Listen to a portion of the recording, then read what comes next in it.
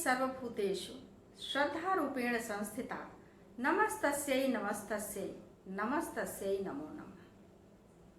सादर वंदन। देवी की पूजा अर्चना 9 दिनों के लिए प्रारंभ होती है।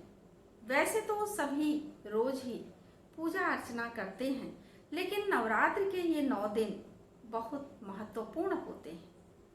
तो इस बार पितृविसर्जन के अगले दिन से अधिक मास प्रारंभ हो रहा है, इसलिए नवरात्र 17 अक्टूबर को प्रारंभ होगा। तो नवरात्र में सबसे पहले प्रतिपदा को कलश की स्थापना की जाती है। प्रतिपदा तिथि का प्रारंभ 17 अक्टूबर की रात्रि 1 बजे से ही प्रारंभ हो जा रहा है, जो कि 17 अक्टूबर को रात्रि में 9:08 पर खत्म होगा। इस तरह से जब कलश की स्थापना का शुभ मुहूर्त देखा जाए तो वो प्रातः काल 6:23 से 10:12 तक है। अभिजीत मुहूर्त 11:43 से 12:29 तक है। इन दोनों शुभ मुहूर्तों में कलश की स्थापना और देवी की पूजा अर्चना की जा सकती है। प्रातः काल नहा धोकर स्वच्छ वस्त्र को धारण करके लोग कलश स्थापना हेतु बैठते हैं।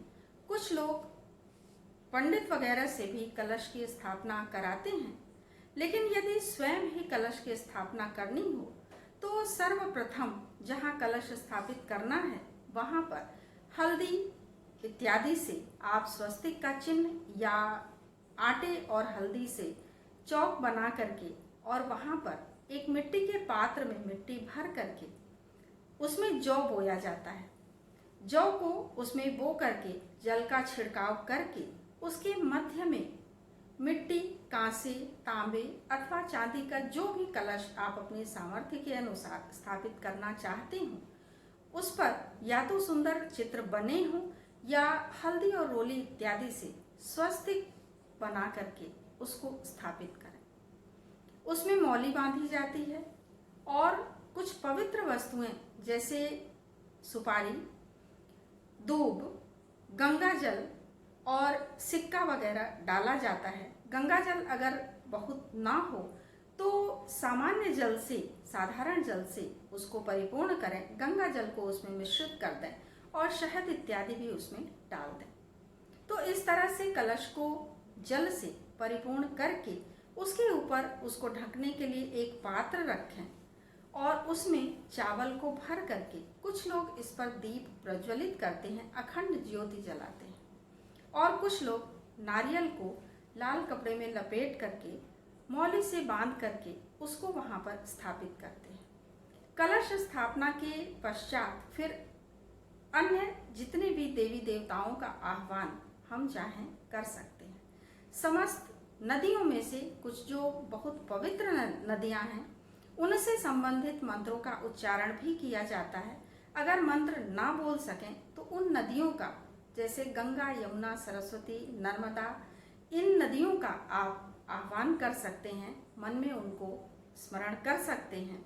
और आदिदेव गणेश का वहां पर माना जाता है कि जो कलश है वो गणेश जी का प्रतीक है।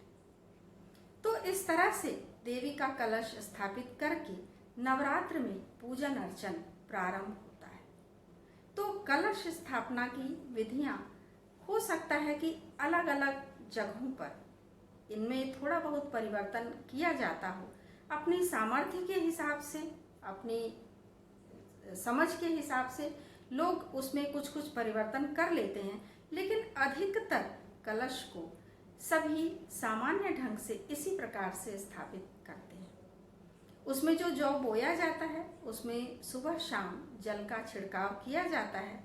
उसमें जिस प्रकार से वो जौ अंकुरित होता है, जैसे लहलहाती हुई उसमें पत्तियां निकलती हैं, उसी प्रकार से घर की सुख समृद्धि और कल्याण का वो प्रतीक होती हैं। माना जाता है कि इससे हमारे घर की सुख समृद्धि बंधी हुई है। तो इस तरह से आप देवी की पूजा अर्चना के प्रथम दिन प्रतिपदा को कलश की स्थापना कर सकते हैं। नवरात्रि की ढेर सारी शुभकामनाएं सभी को।